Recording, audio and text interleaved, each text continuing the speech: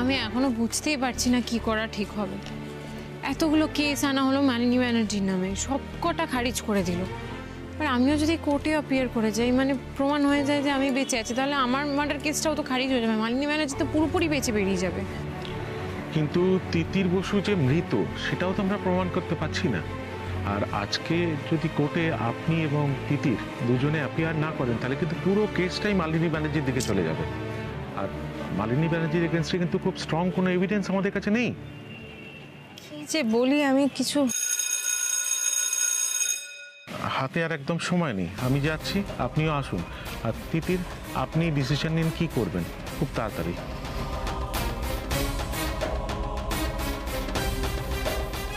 দেখো কি করবে।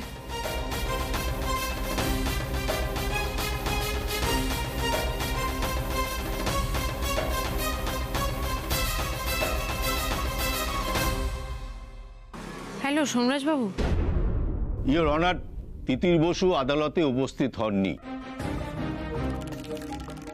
অতএব মহামান্য আদালতের নির্দেশ অনুসারে আমার বিপক্ষের উকিল নিশ্চয়ই তিতির বসুর মৃত্যুর প্রমাণ এনেছেন, সেগুলো আদালতে পেশ করা হোক। তিতির বসুর মৃত্যুর প্রমাণ আপনি এনেছেন? নো ইওর অনার, আমি সে প্রমাণ জোগাড় করতে পারিনি, কিন্তু আমি নিশ্চিত এই মালিনী ব্যানার্জি তিতির বসুকে খুন করেছে।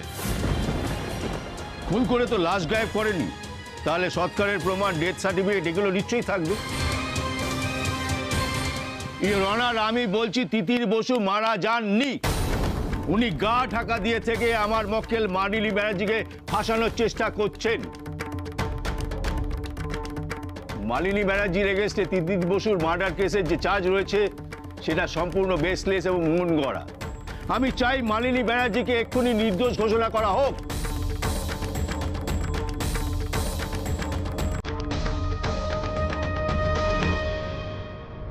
না,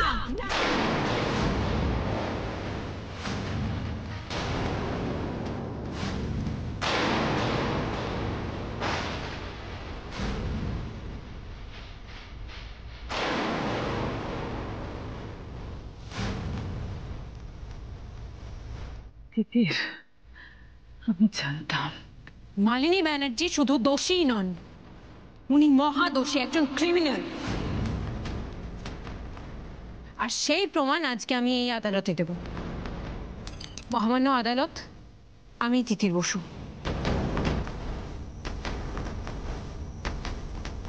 আমি বলেছিলাম না তিতির বেঁচে আছে। মিথ্যে মার্ডার চার্জ আনা হয়েছে আমার উপর।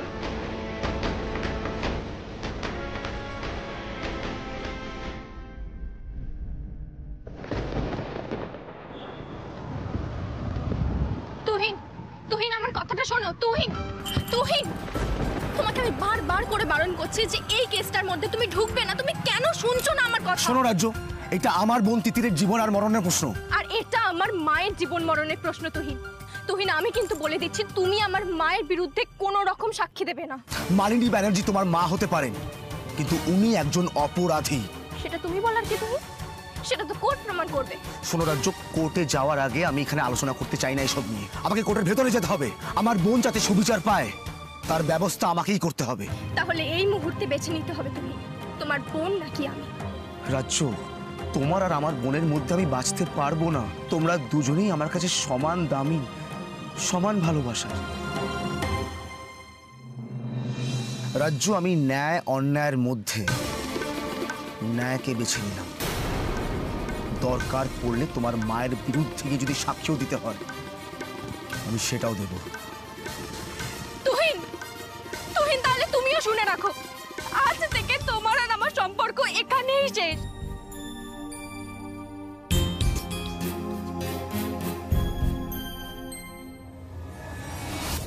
যাহা বলিব সত্য বলিব, সত্য বই মিথ্যা বলিব না।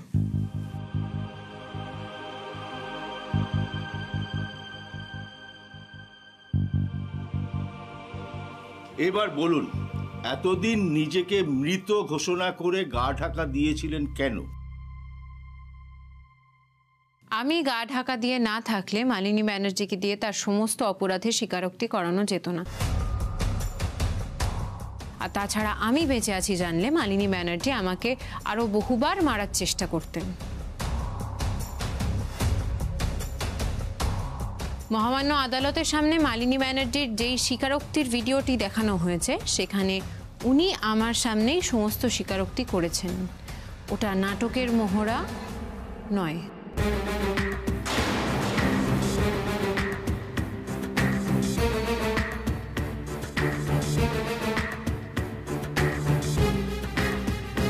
আপনার সামনে উনি স্বীকারোক্তি দিয়েছেন, অথচ আপনাকে এখানে দেখা যাচ্ছে না বা আপনার কথা শোনা যাচ্ছে না।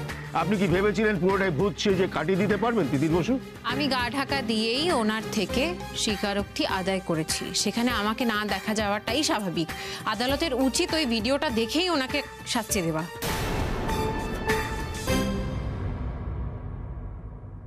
মহামান্য আদালত, তিতির আমাকে ভয় দেখিয়ে প্রাণের হুমকি দিয়ে ওই সমস্ত কথা আমাকে জোর করে বলিয়েছে।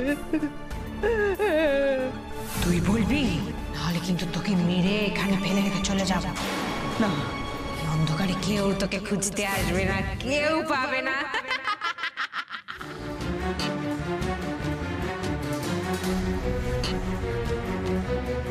কই গতকাল তো আপনি একবারও বলেননি সে কথা মালিনী ব্যানার্জি। গতকাল অবধি এটাও দাবি করা হচ্ছিল তিতির বসু মৃত, কিন্তু আজ সে সবার সামনে দাঁড়িয়ে আছে। সুতরাং কাল কোর্টে যেটা বলা হয়নি সেটা আজ বলা যাবে না, কিংবা কোর্টের তা গ্রাহ্য হবে না এমন কে বলেছে? সুতরাং মালিনী ব্যানার্জি, আপনি বলুন। এই সমস্তটাই স্ক্রিপ্টেড, সব স্ক্রিপ্টেড। তিতির আমায় প্রাণের ভয় দেখিয়ে জোর করে আমাকে সব বলিয়েছে।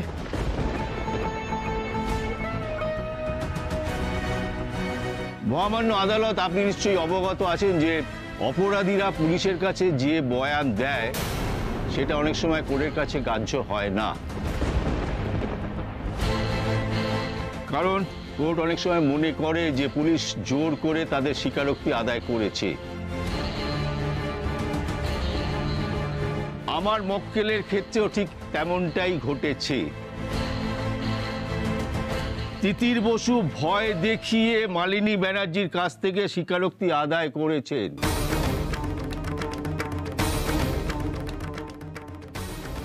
এবং তার ডান হাত হিসেবে কাজ করেছেন মিতা ব্যানার্জি। কি তিতির বসু, মিতা ব্যানার্জি সেখানে ছিলেন কি না বলুন?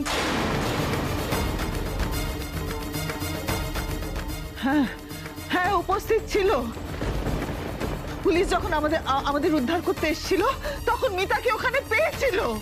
মা, মা কি করছো এখানে? অফিসার, অফিসার এদিকে। এখানে কি করছো মা? তুমি কোনো বিপদ হয়নি তো? তিতির পালালো।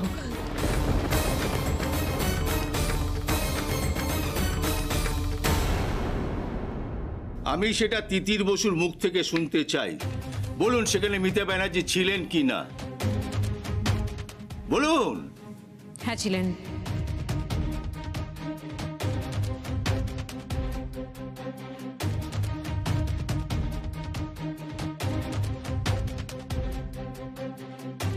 মহামান্য আদালত, সেই মিতা ব্যানার্জি যিনি তিতির বসুকে পুরোপুরি গা ঢাকা দিয়ে থাকতে মদদ দিয়ে আমার মক্কেলের বিরুদ্ধে মিথ্যে মামলা করেছেন, তার অতীত সম্পর্কে আমাদের একটু জানা প্রয়োজন। তাহলে দিনের আলোর মতো পরিষ্কার হয়ে যাবে কেন তিনি মিথ্যে মামলা করে আমার মক্কেলকে ফাঁসাতে চাইছেন।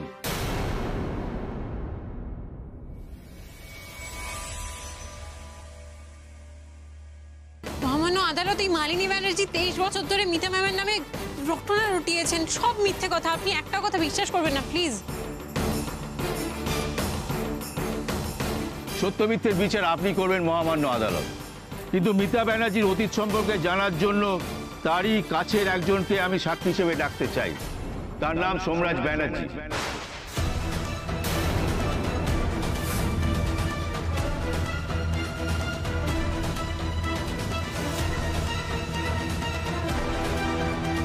সোমরাজবাবু, আপনি কাঠগড়ায় আসুন।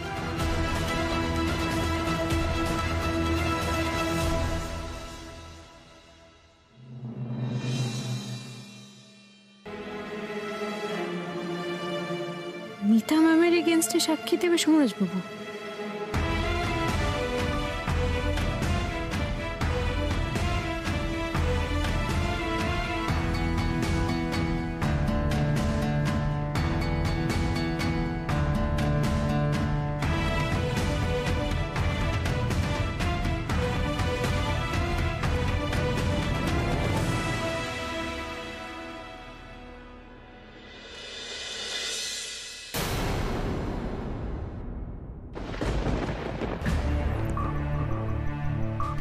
যাহা বলিব সত্য বলিব, সত্য বই মিথ্যা বলিব না।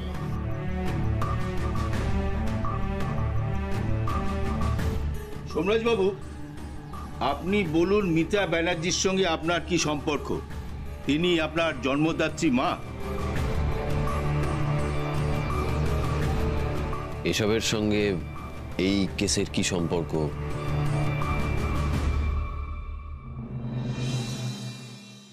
সম্পর্ক আছে। ওনার অতীতটা সকলের সামনে তুলে ধরলেই বোঝা যাবে উনি আমার মক্কেল মালিনী ব্যানার্জির এগেনস্টে এই কেসটা কেন করেছেন। আচ্ছা বলুন তো সোমরাজ বাবু, আপনার 3 বছর বয়সে মিতা দেবী আপনাকে ছেড়ে চলে গিয়েছিলেন কি না বলুন? আর তখন থেকে আপনাকে কে মানুষ করেছেন, এই মালিনী ব্যানার্জি কিনা?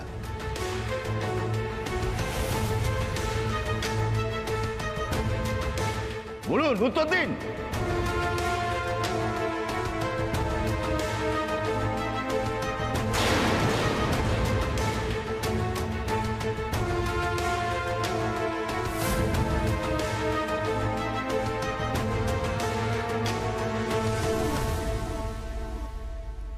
তিতির, সন্ধ্যা সবটা জেনেও মিতা ম্যামের আগেনস্টে সাক্ষী দেবে?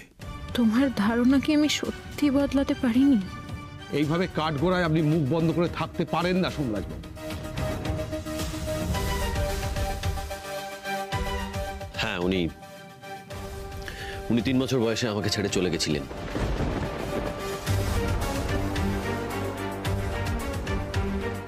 Exactly your honour. সোমরাজবাবু 3 বছর বয়স মানে তখন মিতা দেবী ও ইয়ং, রক্ত গরম। উনি সংসার ছেড়ে 3 বছরের সন্তান ছেড়ে কেরিয়ার গড়তে চলে গেলেন। শুধু তাই নয়, বাড়ি ছেড়ে যাওয়ার পর উনি নানা পুরুষের সঙ্গে নানা সম্পর্কে লিপ্তও হলেন।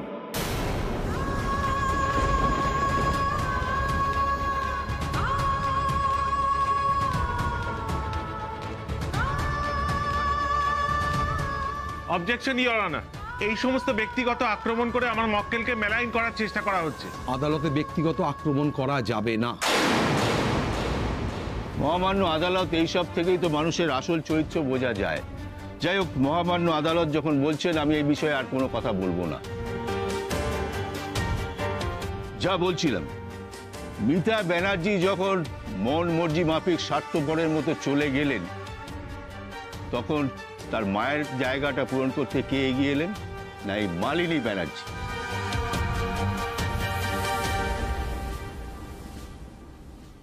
এতদিন অক্লান্তভাবে এই সংসারটাকে সামলানোর পরে আজ হঠাৎ তাকে কেন এই কাঠগড়ায় দাঁড় করানো হচ্ছে? কারণ এখন মিতা দেবী তার খামখেয়ালিপনার বশবর্তী হয়ে এবং ক্যারিয়ারের লোভে যে সংসারটা ছেড়ে গিয়েছিলেন সেটা আবার ফিরে পাওয়ার চেষ্টা করছেন। আর তার জন্য মালিনী দেবীকে ফাঁসাতেই হতো। তার জেল না হলে কিংবা ফাঁসি না হলে সেটা সম্ভব নয়। তাই তিনি এই পথ নিয়েছেন। আর তার জন্য তিনি হাত করেছেন তিতির বসুকে। মিথ্যে কথা, ডাহা মিথ্যে কথা এগুলো। মিতা ম্যাম কোনোদিনও কিছু ফিরে চাননি, উল্টো উনি গা ঢাকা দিয়েছিলেন, পরিচয় গোপন করেছিলেন যাতে সোমরাজবাবুর জীবনে আর কোনোদিনও ঝড় না ওঠে। আপনাকে বলার জন্য যখন কাঠগড়ায় ডাকা হবে তখন বলবেন। আপনি যদি মিথ্যে অ্যালিগেশন আনেন, আমি যেখানে দাঁড়িয়ে থাকবো সেখান থেকে প্রতিবাদ করব। তাহলে মহামান্য আদালত, আমি তিতিরকে কাঠগড়ায় দাঁড় না করিয়ে একটা প্রশ্ন করতে চাই। মিতা ব্যানার্জি তো সম্পর্কে আপনার শাশুড়ি, তা আপনি তাকে ম্যাডাম বলেন কেন? কারণ আমি ওর অফিসে চাকরি করতাম। May I come in ma'am? এসো। তিতির বসু, আগের দিন আপনার অ্যাপয়েন্টমেন্টটা মিস করেছিলাম, আমারই দেরি হয়ে গেছিল আসলে। সরি ম্যাডাম, আমার জন্য আজকে একদম ঠিক টাইমে চলে এসেছি যাতে অ্যাপয়েন্টমেন্ট মিস না হয়। ধরো এই চাকরিটা তোমাকে দেওয়া হলো, তুমি সেটা করতে পারবে? আপনি সত্যি আমার চাকরিটা দেবেন? এই কথাটাই আমি সকলকে জানাতে চাইছিলাম ইওর অনার। মিতা ব্যানার্জি কিভাবে ডালপালা বিস্তার করেছে, তিতির বসুকে আজ দিয়ে হাত করে তার মাধ্যমে তিনি ব্যানার্জি বাড়িতে ঢোকার চেষ্টা করছিলেন। তাহলে মিতা ব্যানার্জির চরিত্রটা সকলের সামনে পরিষ্কার হয়ে গেল মহামান্য আদালত। এইভাবে কারুর চরিত্র নির্ধারণ করাটা বোধহয় উচিত নয়।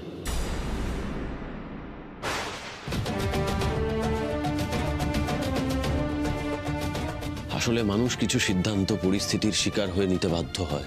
হয়তো সে সেটা নিতে চাইছে না, কিন্তু নিতে বাধ্য হয়। আর সেই পরিস্থিতিতে তার মনের ভেতর কি চলছে সেটা সে ছাড়া আর কারুর পক্ষে বোঝা সম্ভব নয়।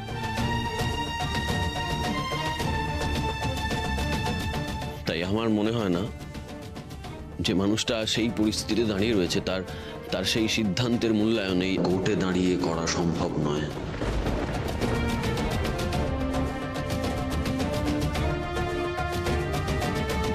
তার মানে তুমি মিতা ম্যামের হয়েই কথা বলছো? গলা ফাটিয়ে না বলতে পারলেও আসলে মিতা ম্যামকেই সাপোর্ট করছো। মাই লর্ড, আমি এক সময় সিদ্ধান্ত নিয়েছিলাম ব্যানার্জি টেক্সটাইলে কোনো মহিলা রিক্রুটমেন্ট হবে না। ভেরি সরি টু সে, আমি আপনাকে আমার অফিসে রিক্রুট করব না। তার কারণ হলো আমি আমার অফিসে কোনো মহিলা রিক্রুট করি না। কিন্তু অদ্ভুতভাবে পরিস্থিতিটা এমন হয়ে যায় আমি এই সিদ্ধান্ত বদলাতে বাধ্য হই। এটা দেখো তিতি, তুমি জানো আমি আমার অফিসে কোনো মহিলাকে চাকরি দিই না, কিন্তু আজ সমস্ত নিয়ম সমস্ত প্রথা ভেঙে আমি তোমাকে চাকরি দিচ্ছি। আসলে পরিস্থিতির সঙ্গে সঙ্গে মানুষ সিদ্ধান্ত বদলাতে বাধ্য হয়। সেক্ষেত্রে একটা মানুষকে ঠিক বা ভুল বিচার করা যায় না। মহামান্য আদালতের কাছে আমার একটাই অনুরোধ, অতীতে পরিস্থিতির শিকার হয়ে কে কি সিদ্ধান্ত নিয়েছিল সেটার নিরিখে যেন কারোর চরিত্র নির্ধারণ করা না হয়।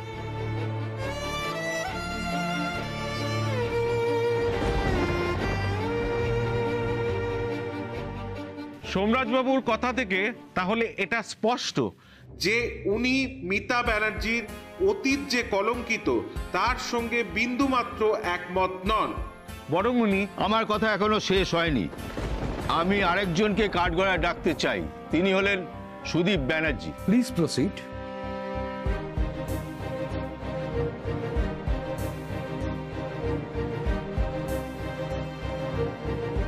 সুদীপ বাবু, আপনি সেই সময় যোগ্য সাক্ষী। যখন মিতা ব্যানার্জি বাড়ি ছেড়ে চলে গেছিলেন তখন সোমরাজবাবু খুব ছোট ছিলেন, তার উপর মা, তাই হয়তো তিনি একটু দুর্বল হয়ে পড়েছেন। আপনি বলুন তো তখন কি ঘটেছিল? দেখুন, সংসার ছেড়ে একটা মানুষ তখনই বেরিয়ে যায় যখন সে দেখে সেই সংসারে তার আর মন বসছে না। এই ক্ষেত্রেও একই ঘটনা ঘটেছে। আমার বৌদি মিতা ব্যানার্জি, তারও সংসারে কোনো মন ছিল না। নিজের কেরিয়ার, বাইরে বন্ধু বান্ধব, অন্য ওই ইত্যাদি ইত্যাদি আর কি, এ নিয়ে দাদার সঙ্গে বিস্তর অশান্তি। একদিন তুমুল ঝগড়া করেই বাড়ি থেকে বেরিয়ে যায়। মহামান্য আদালত সব শুনলেন। আমার আরেকজন সাক্ষী আছে যিনি সুজয় বাবুর সেবা করতেন, নার্স পিয়ালি দেবী।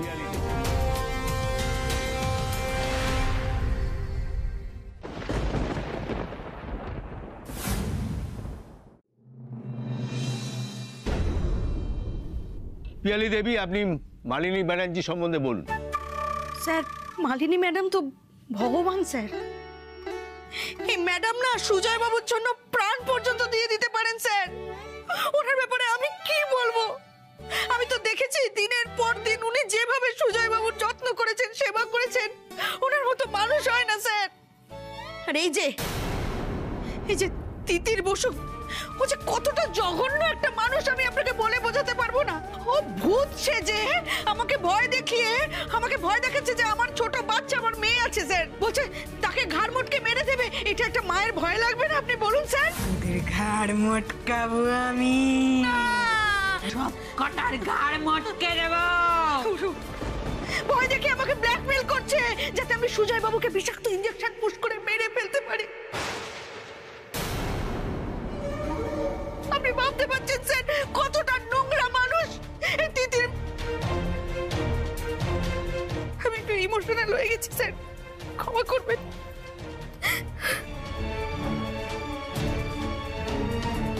মহামান্য আদালত সব শুনলেন।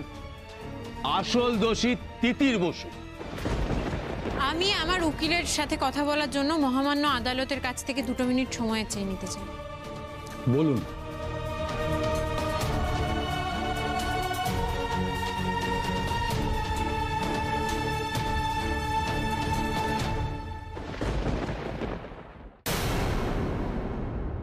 ইওর অনার, তিতির বসু দোষী কিনা তার জন্য একটা সাক্ষী যথেষ্ট নয়। আজ যেমন আমার প্রতিপক্ষ 2জন নতুন সাক্ষীকে আদালতে পেশ করেছে, আমি আগামীকাল একজন নতুন সাক্ষী আদালতে পেশ করতে চাই, যার কাছে মালিনী ব্যানার্জির সমস্ত জমা খরচ পাপ পুণ্যের হিসেব আছে, যে মালিনী ব্যানার্জিকে সমস্ত অপরাধ করতে কাছ থেকে দেখেছে। সে এলেই কাল সব পরিষ্কার হয়ে যাবে। তাই আমি আদালতের কাছে অনুরোধ করব যে কালকে আমাকে নতুন সাক্ষী পেশ করার জন্য অনুমতি দেওয়া হোক এবং মহামান্য আদালত কালকে তার বয়ান শুনে সিদ্ধান্ত নিক যে কে আসল অপরাধী।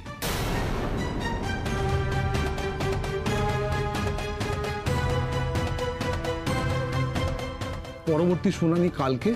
যে সাক্ষীর কথা আপনি বলছেন পেশ করা আপনার কর্তব্য। The court is adjourned for the day.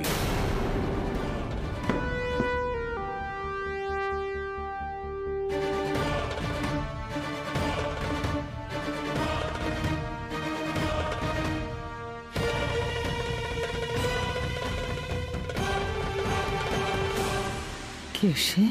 কোন সাক্ষী আমার সম্পর্কে সবকিছু জানে?